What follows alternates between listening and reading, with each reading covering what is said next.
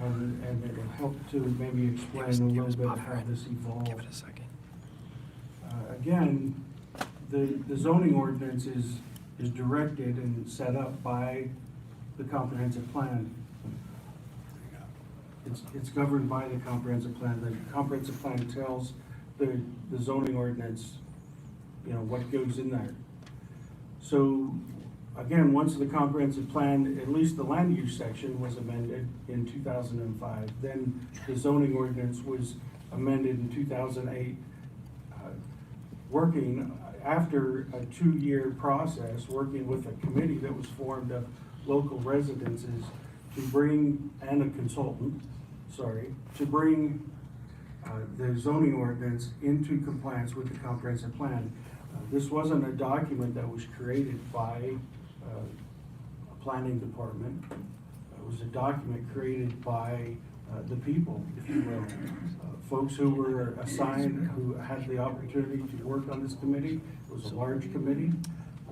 There are pages and pages and pages of minutes and discussions and hours spent updating the zoning ordinance to bring it into compliance with the comprehensive plan.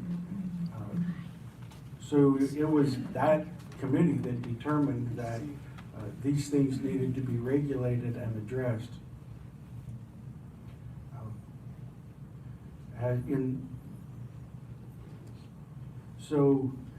There is a right given to the county from the state, even a mandate. If you look at LUPA, Title 67, Chapter 65, if you look there,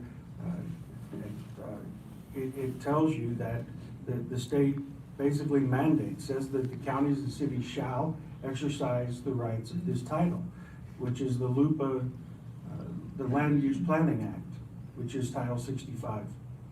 So the counties are mandated to address this. Now, to what extent that those things are addressed is based upon its citizens, and that's the way this was done. This ordinance was created by those citizens and put in place by the citizens and ultimately adopted by the Board of County Commissioners, who have the legal authority to do that. I agree that an RV is a vehicle. We're not talking about an RV being used as a vehicle.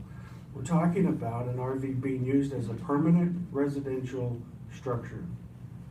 It means if it's to be set up and used as a permanent residential structure, it meets the definition of a structure.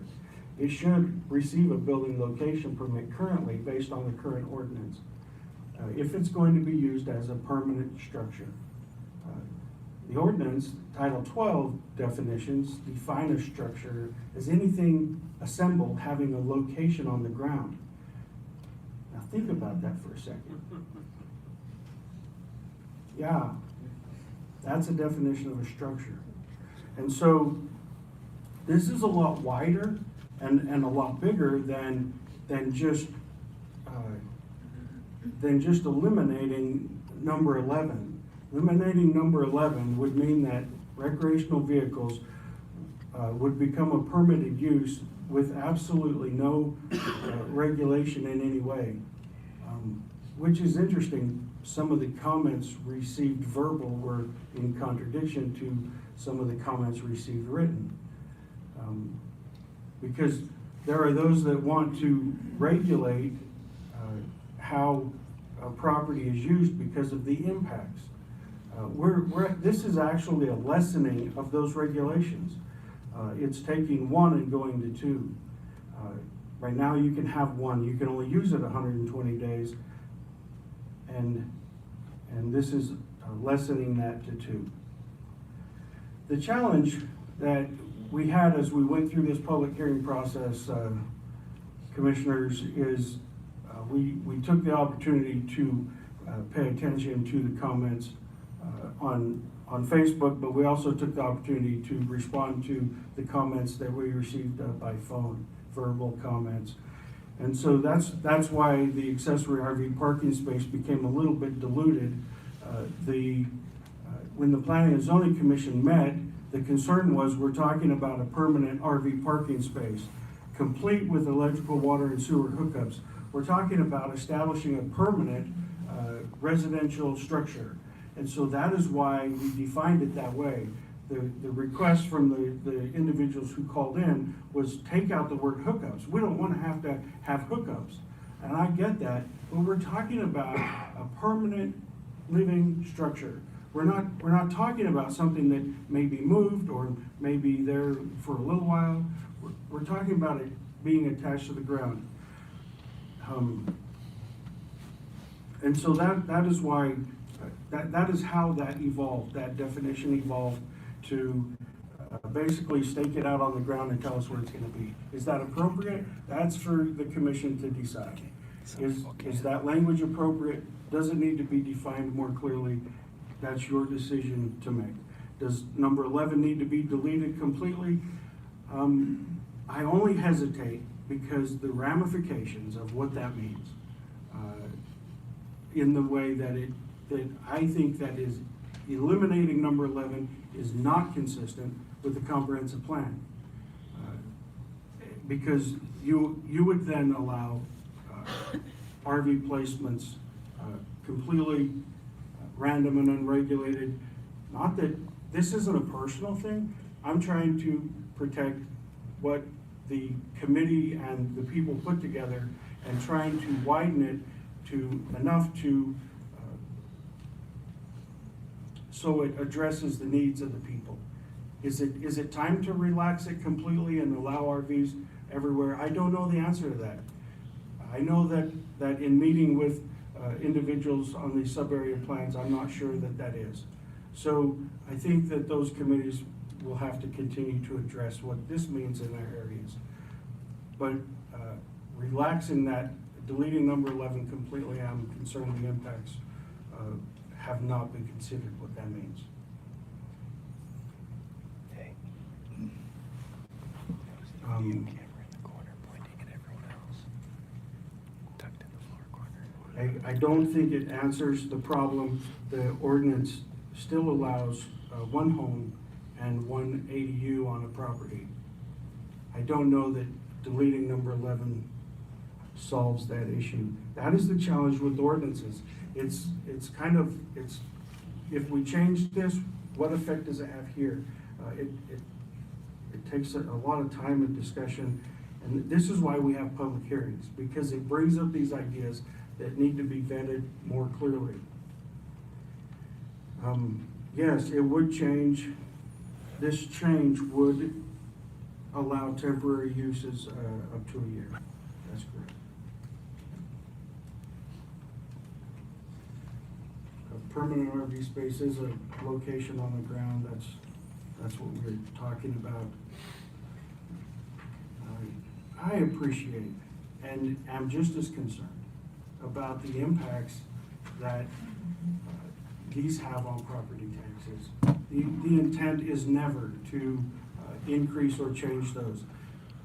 I don't communicate with the assessor's office in the decisions that we make and look through. The assessor's office makes their decisions based, or does their analysis based on the use of the property. Whether you have a permit from us or not, they're not assessing that. They're assessing the use that's currently going on. If your property is zoned commercial and you're using it residentially, that's their decision to make. They don't make their decisions based on the things that the planning department does. Okay, they don't make their analysis based on that. Okay, so the fact that if you're living in it as a permanent structure, I don't know how they define those things. We're talking about allowing RVs as a permanent residential structure. That is changing its use. Currently, its use is defined by state as a vehicle, right? As an RV, temporary use. We're talking about changing the use of that RV from temporary to a permanent use.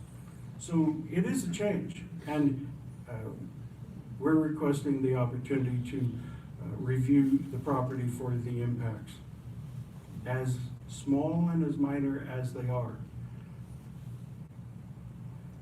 So the ordinance does not require Panhandle Health sign off in advance of a location permit. It used to 3.5 years ago. It does not any longer. That is why Catron does such an amazing job trying to educate everybody at every opportunity she can on the urgency and importance of treating sewer properly on your property. If a blown up septic system on a parcel that can no longer handle a new drain field is a problem. And those are the issues that they deal with, and the county has chosen to allow them to work those issues out and does not participate in them. That was a decision made 3.5 years ago by that board.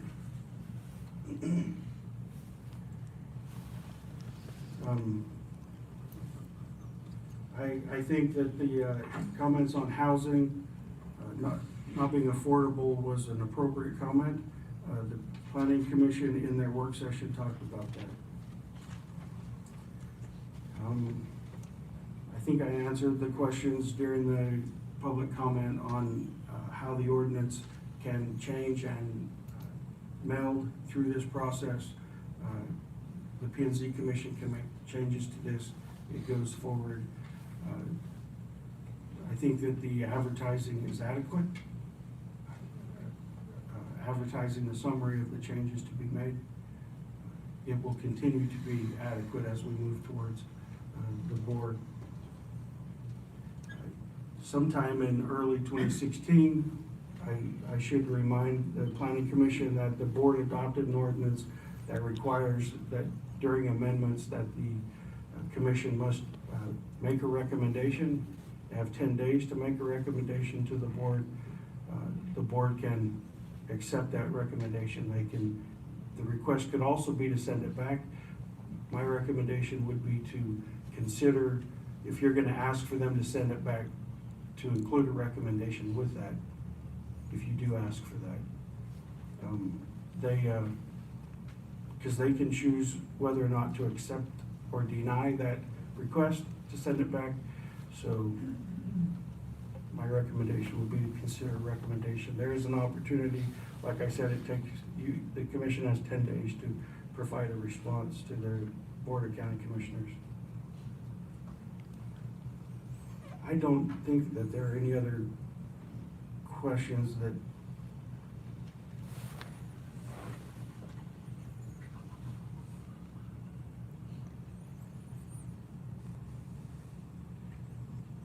do you have any, Jason? Do you have anything that you picked up on?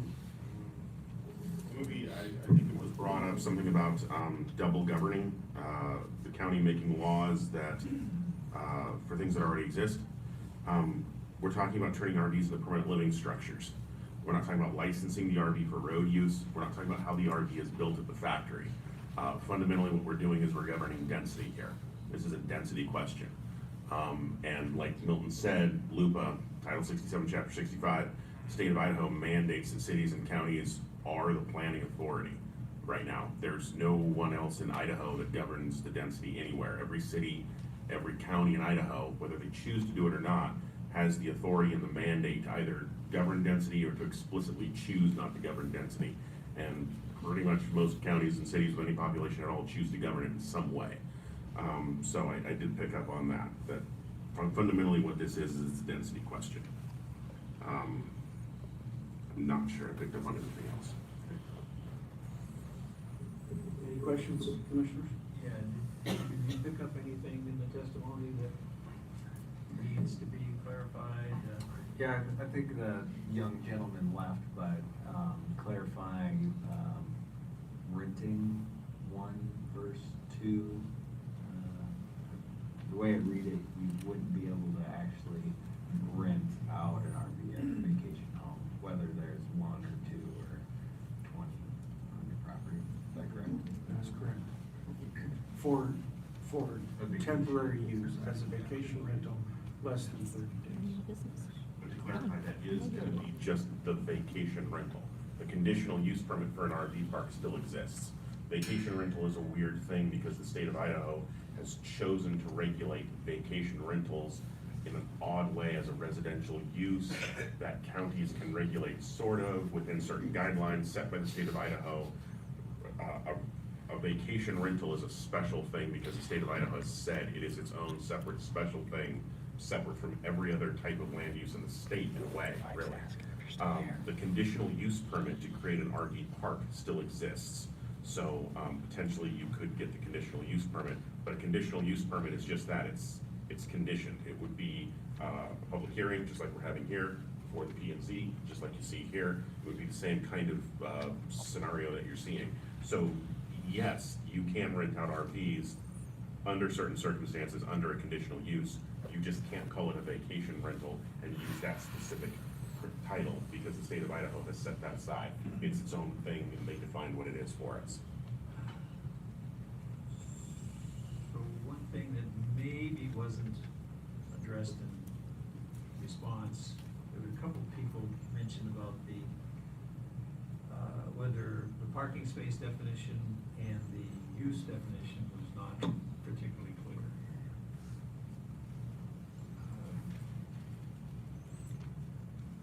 I know because we had quite a debate work session on those definitions and how to make them clear and meaningful, not just words. Correct. And so, I'm not sure where you're talking about. The RV use is limited to 2 permanent spaces per lot or parcel, and then it indicates that a second one requires a minimum of 1 acre. It appears clear. Okay. I thought maybe that was referring to 12801. So Definition of space. again, the definition of a space, it's, again, we're trying to identify a permanent, something that's permanent, right? So, it's up to the commission if they wanna leave that language or change that language to make it, to clarify that.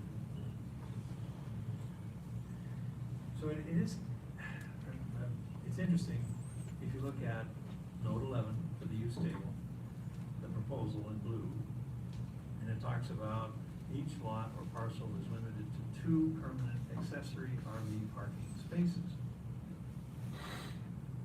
Not RVs, Correct.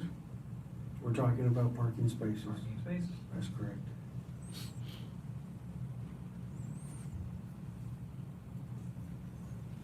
Because again, when this was discussed, the intention was that we would identify a permanent RV parking space complete with electrical, water, and sewer hookups.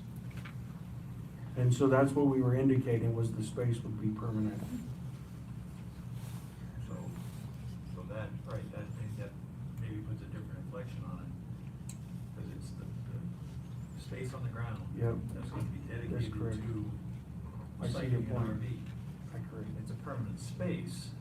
Now, the use on that space has been expanded to a year under this proposal. And the number of spaces per acre is clarified. So, I think maybe that puts it in a different light.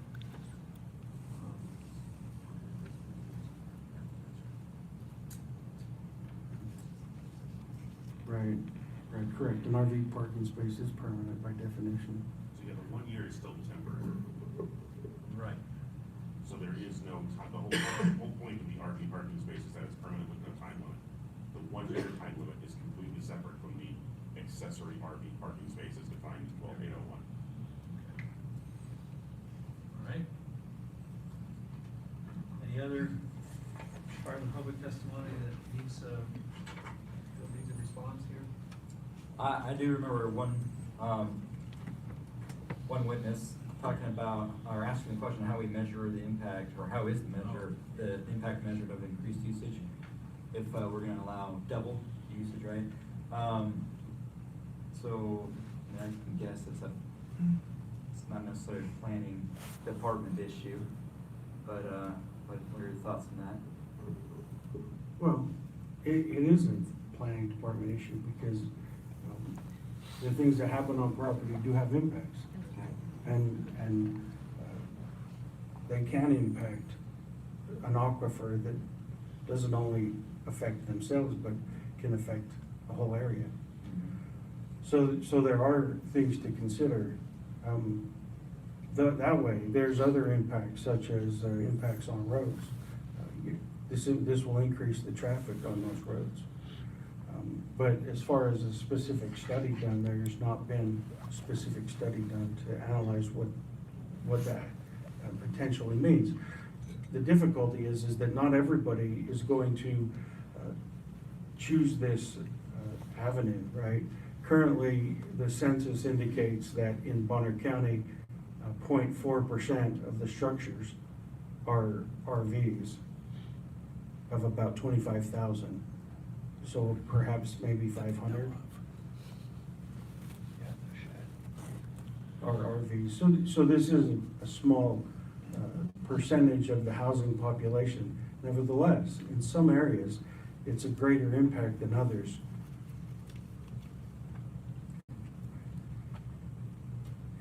And it was an interesting question because analyzing the impact of any action is always necessary. And that was kind of a blanket statement, but that certainly is stated in that Land Use Planning Act. If you look at that act, there are some 17 components that are to make up a comprehensive plan. Land use kind of being the focal point.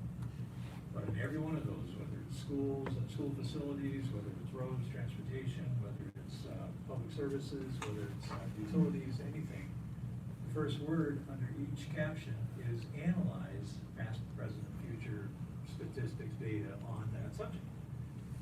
So it does require that. Now, state code doesn't say what amounts to an analysis.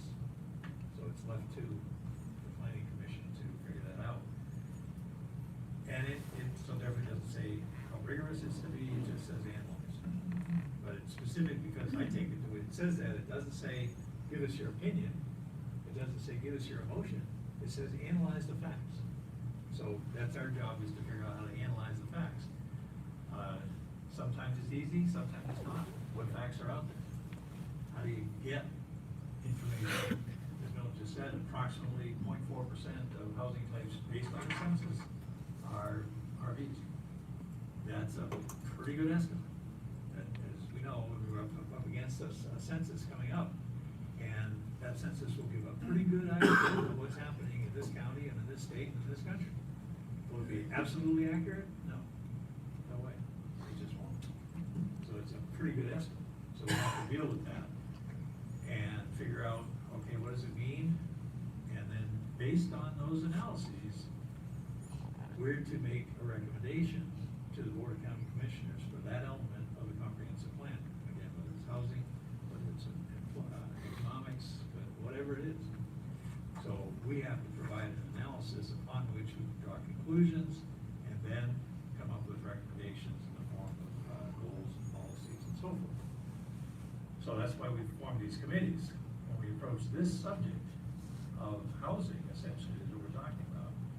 You know, we've had various debates and various discussions with these area subcommittees, Priest Lake, West Bonner County, Southwest Bonner County, Sagal, and Selly Sanders. Different discussions in different places. Down in Southwest County, people are recognizing, yeah, we got a lot of people moving up from Kootenai County into Southwest Bonner County because of the various reasons. How do they find housing? What do they do? You want to put an RV on your site so that you can build your house, as one of the gentlemen testified to? It's fine. 120 days gonna be long enough to live in that? Or if you're not, you're gonna for violation of county code. That's what brought this about, is that situation, plus just the general situation of putting these RVs, like was testified, on your site, on your property, for your people to live in. No, we're not talking about renting them out to the guy who comes in from Seattle to drive a truck or something. No, it's for, essentially for family use, even though that's not written in the code. So, that's what got us here, that's why we're doing this. Milton, you, Yeah, I've been, as you were talking, I remembered it. So, in our discussion, we talked about accessory RV. The words parking space have been added. yes, They have been added. So, and it was based on, what is it? So, again, that's a decision for the planning commission to include or leave out, is the word parking spaces. Should it be looking at RVs or accessory RV and take out a permanent RV, which may be complete with electrical, water, and sewer? So, make more sense? Okay. okay. Milton, there was a question in regards to land swaps with state to private with the 5-foot setback. So that was a great question. I appreciate people that think forward like that. That's what we need, is comments like that. That is excellent. It would be grandfathered, correct?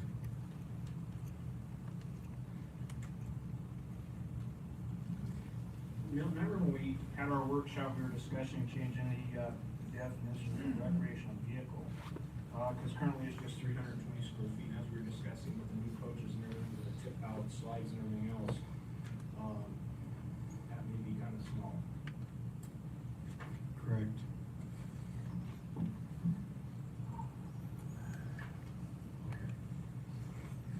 All right, any further clarifications needed from comments from the public?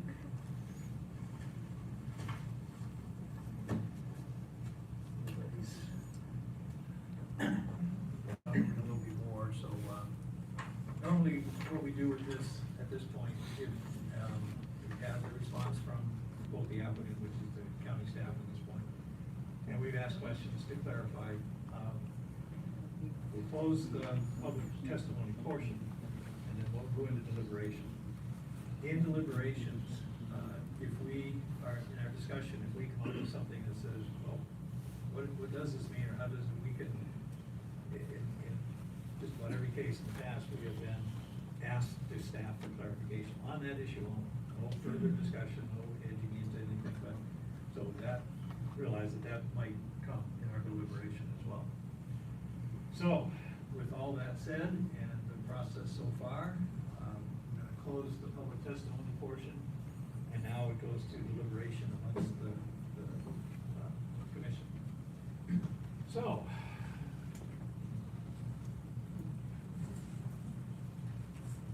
Here's some thoughts or discussion. One comment that came up several times was the impact on the water and sewer. And that by changing wording, all of a sudden, we're gonna have a massive impact on water and sewer. But I have to believe that there are already people who are living in these RVs that are year-round. And it's not gonna be a sudden impact of the amount of change just by changing the wording. As it's already in place, those impacts.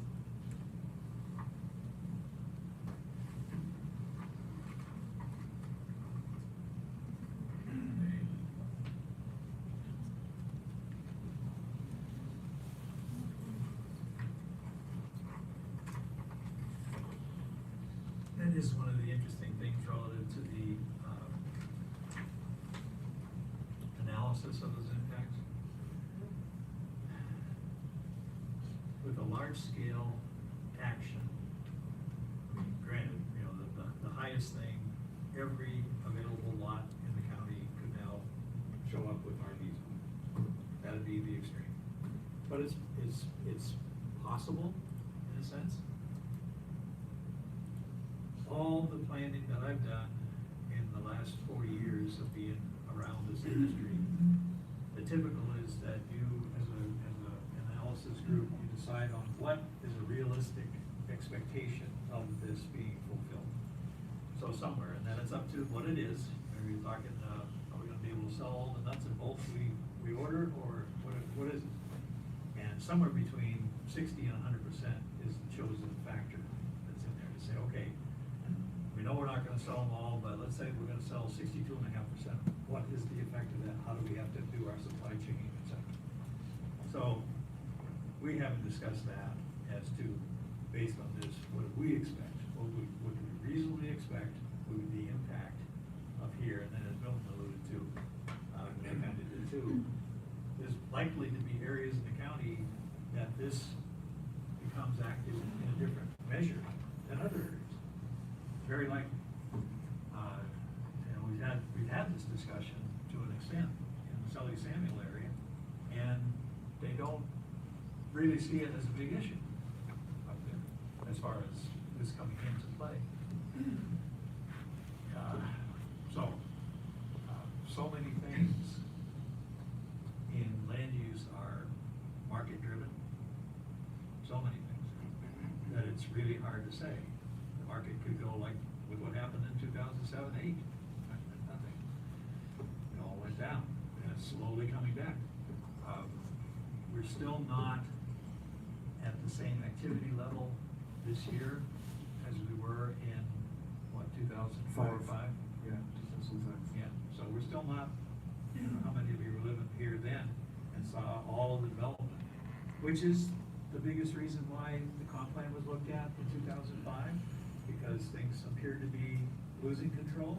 And then in 2008, the zoning code attending to the comprehensive plan to bring a measure of control and, as a lot of people put it, sanity to the land development practices in the county.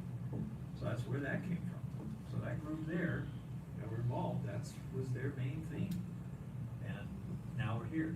The other interesting thing, that state code that says you must have a comprehensive plan in your city or county says, oh, by the way, periodically review it to see if it's still valid. Well, that's what happened then. That's why we're doing this now. Well, the comp plan amendments and this kind of code changes are to keep up with the perceived pressures on whatever. The question was asked about where did this come from? Why is it necessary to change even what's there 120 days? Because people were calling the county and saying, I want to occupy my RV to build my house more than 120 days. Am I gonna get a fine or whatever?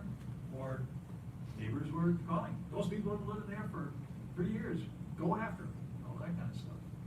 So, you get both ends of the spectrum. Anyway, not sure where I went with that. Another thing, when we were going over this and talking about it, when the lady was talking about affordable housing, we touched upon the fact that sometimes you have a parent that you would like to have close, and it's fitting to put them into a facility, but you can have them on your property and in an ADU unit. Same way if you had someone that needed some extra help, you could be available, they could be on your property. It's trying to alleviate and actually allow more of that to happen. So that's another way that we look at making this more user-friendly and loosening some of those regulations so that you can do that with a loved one or someone needing some assistance. It gave the people maybe a choice. So, Mr. Chair, I would recommend that the commission look at this wording and see if it's adequate, if there's anything that needs to be changed. Yeah, so that's, Yeah, I guess, as far as the wording go, looking at the density and dimensional standards, it says dwellings not to exceed a total of 3 dwelling units. If you can have a house, an ADU, and 2 RVs, that's 4. That's So correct. We would be contradicting other code that's already in place. So that's a good question. You wouldn't, because we're defining something different. That's talking about single-family dwellings, 3 full-size homes. Well, what's the difference between a dwelling and a structure? Didn't you use the definition I of did. dwelling? I did. So I'm confused now. So a dwelling is a single-family home. Okay, an ADU is limited to 900 square feet. So So that's not a dwelling. It's a dwelling, but it's an ADU, it's accessory dwelling. So it's limited to 900 square feet, and then the RVs would have to meet the definition of the RV. So it's not a dwelling. It's a dwelling, it's a different type of dwelling. It's a dwelling It's- with a lowercase d. Lowercase I d. get the comment, but Give- that's what makes these things so challenging. Absolutely. Absolutely. Okay, boy, The battery's gonna cut off before they come up with a decision. we've got, let's see, this is all Battery pack together. died.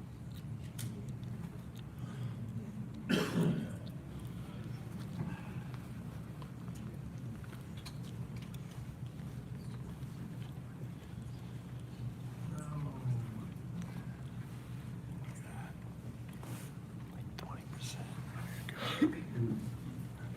In that first sentence there in blue, the question you should be considering is, do you want to leave in the word parking spaces or leave it as, or leave it as that? Like they're boring everyone to Yeah, death. accessory RV or RV parking spaces. I wonder about that time limit thing too. We had one witness, I remember he talked about, what's the difference between 120 days and then, all right, you're extending it out a year, where you're still gonna have the same problems of enforcement. I think that was a good point, right? So what are we using to determine our length of time, and what do we really intend to do about it if it goes beyond that? That is why the original proposal was, we were talking about an RV with hookups would be a permanent RV. Right. That's why the language was put in that way in the first place. So it didn't have to do with time, it had to do with how it was attached to the property. That's what makes it a permanent dwelling unit, is the fact that it's attached to the property. It's not attached to Okay, so, looking at this language, each, and this is note 11, each lot or parcel is limited to 2 permanent accessory RV and/or parking spaces. And then the standards apply, 496 apply. Why was it necessary to throw in temporary, meaning less than a year, and the use of an RV does not apply? One of the phone calls we received, it felt it was important to define temporary. Well, I mean, see how it got diluted by adding the word parking space? yeah. How would you just remove it all? I mean, if we don't have some temporary exception, you know, you now need a building location permit Memorial Day weekend. Yep. Right. Mm-hmm. We don't want So that. temporary is very difficult to enforce, but it seems more difficult to get rid of it. I just don't know that it didn't confuse things by putting it in the same paragraph. No. So the one thing to consider, if it just said, note 11, which is recreational vehicles, the use table showing permitted in all these zones except industrial.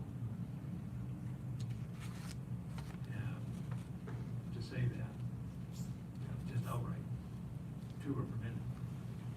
As accessory RVs or RV parking spaces. And the standards apply. Temporary could be, Move down to 12,496. like, either a no 12 or a 11A, 11B. Or put in the definitions section.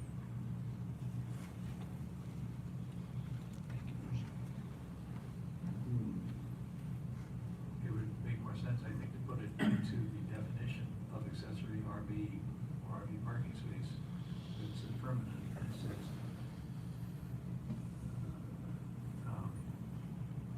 almost to reiterate the note.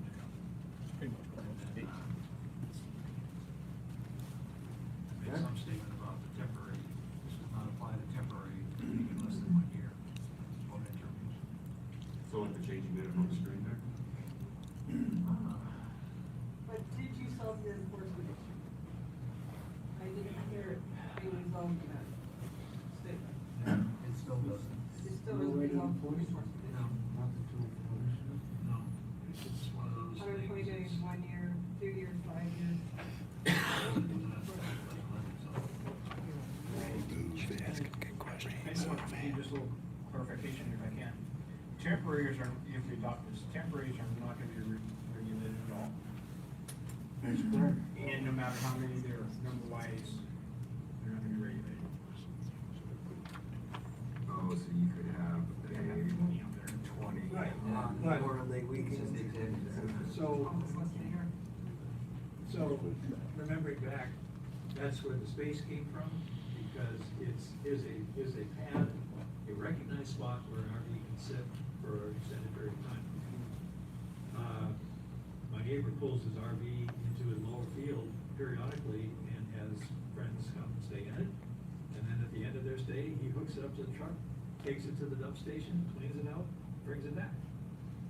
That's the use of a less than permanent or temporary or sporadic, or what the word was, intermittent use. You know, same as you do, take your RV up into the national forest and park it somewhere for a weekend and go on or whatever, bring it back at the end. There's no hookup, that's where the hookup came from, that's where the less than permanency came from.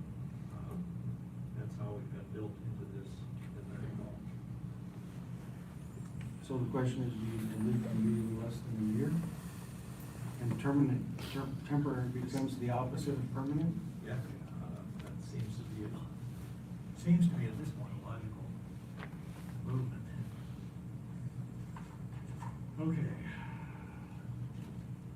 Then who's determining permanent versus temporary at that point? We're back to the enforcement.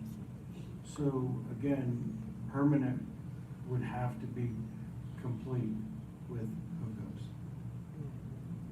If it was to be permanent, then that would also trigger a location permit. It may or may not have. So that language can be changed, that's why you're here, is to, do we accept this language or not? Maybe. So we're talking about the definition of permanent versus temporary, and then how is the best way to define that?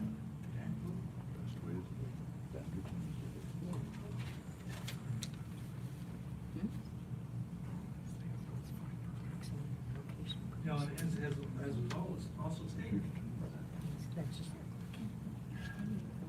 any code goes into effect when a person asks about it. We've had this discussion many times.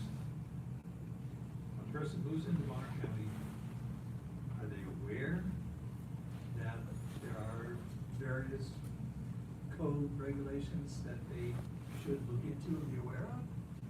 Or not? There isn't.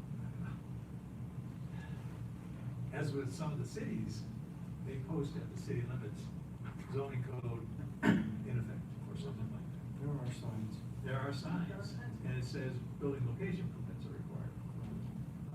Okay, so that puts them on notice, so to speak, if they see the sign, that they should be looking into that, doesn't say where to call, doesn't say how to do it, and as was also stated,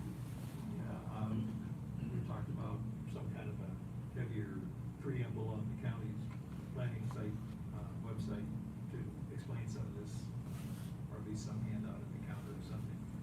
But people have to look into it, either coming in to build on a piece of property, or the neighbors who see something going on their neighboring parcel and wanna find out what's going on, why is that there, what were they allowed, what, and that's where a lot of the questions come in, planning around. So, as we've heard over and over again for the last few years, the staff is trying to come up with something that's logical, sensible, sensitive, and to some extent enforceable. And this is one of the tough ones, you don't, somebody doesn't know about it, any of the codes. No, we didn't get a building location. Well, you should. You didn't, you're not quite in keeping with note 11 of the land use table. Well, I didn't know about it. So I don't know, it's a tough one.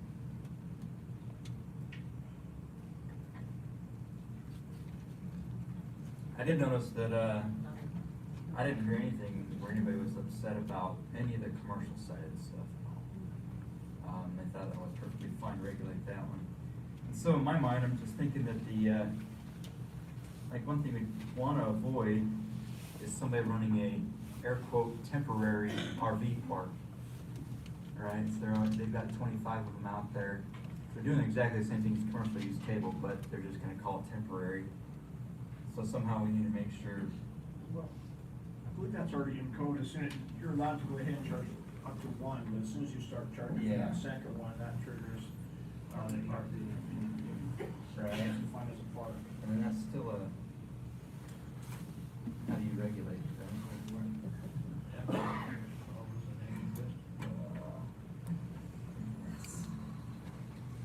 Which comes back to, if, when it's permanent, it's because it's hooked up, but who knows it's hooked up? The neighbors know it's hooked up, and it's when they call, did we find out it's hooked up? Quite often, that's how Because there's no enforcement regulation on it. code violations are found. Somebody brings it up. Milton has the staff look at these for floating location permit from RV. They would definitely be a reduced fee. It would be a reduced sale. Again, it would be based on the fact that there would be one inspection, not two.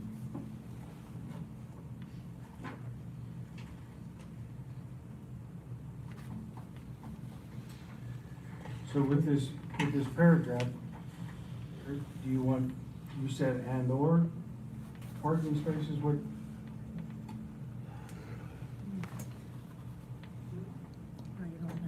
Or should we?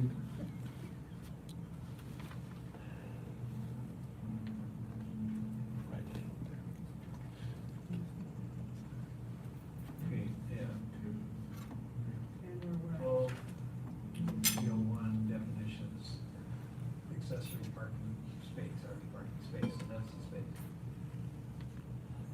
The use, now, okay, let's argue semantics. The use is, goes back to the. That's why I'm the saying, domicile. that's why I'm saying, yeah, The use is the parking space. correct. Again, personally think about it. I've got 2 spaces, so I got 5.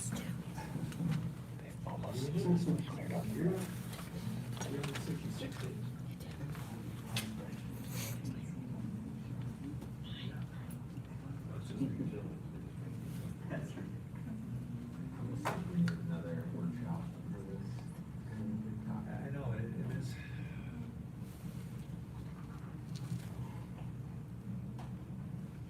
You know, what I really appreciate is all the public coming out and raising the questions that made us question more. And if it wasn't for the public getting involved, we may not have had some of the same questions.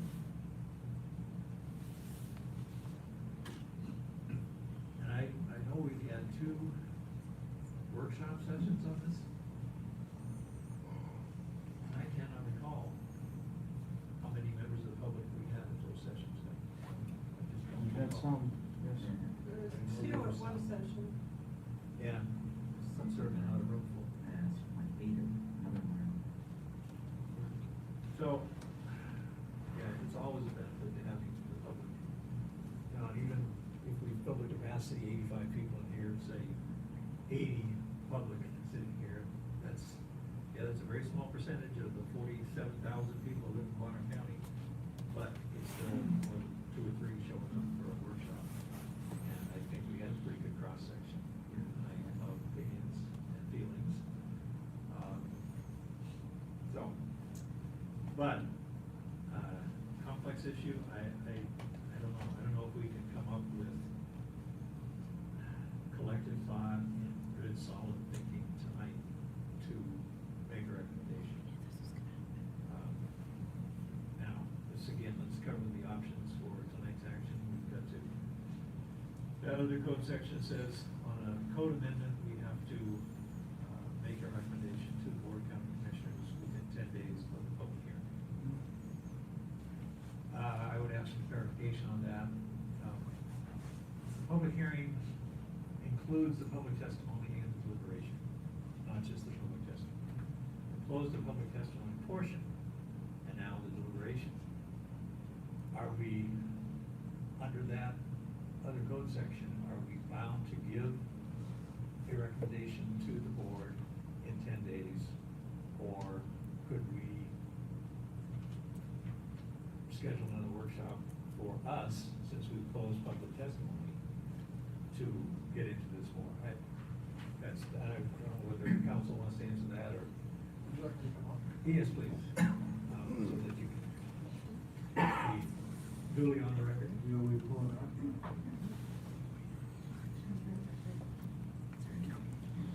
Good evening, everyone. I'm Bill Wilson. I work for the prosecutor's office. I know the statute does say that you have 10 days to give the board a recommendation. It also says that you may request an extension of time from the board. I think this would be an appropriate, perfect opportunity to do that given the complexity of what you're doing. I can't speak for the board. I anticipate they would grant that. Yeah, go to the code section and you'll see. They could also speak to that failure to give a recommendation count as there's a default answer there. But I do anticipate the board approving an extension. I just can't speak for it. Okay, so, looking at the wording there, as is pulled up on the screen, when a hearing is required for planning and zoning as prescribed in this section, the commission shall produce written findings and recommendations and transmit them to the Board of County Commissioners within 10 days. This time limit may be extended or modified by written consent of the board. I don't know if that implies that in our recommendation we would request such an extension. I think the code section envisions, it does envision 10 days from today. It was written in a restrictive manner, given the circumstances at the time. So you are constrained by the code section. The safest manner would be to give a recommendation the best you can, because I think you lose the right if you don't give one at all, but also ask for an extension of time to address additional issues. So since the requirement is to produce findings, written findings and recommendations, findings could be based on the public testimony at this hearing conducted on the 21st of November, in addition to the proposal as presented by the planning department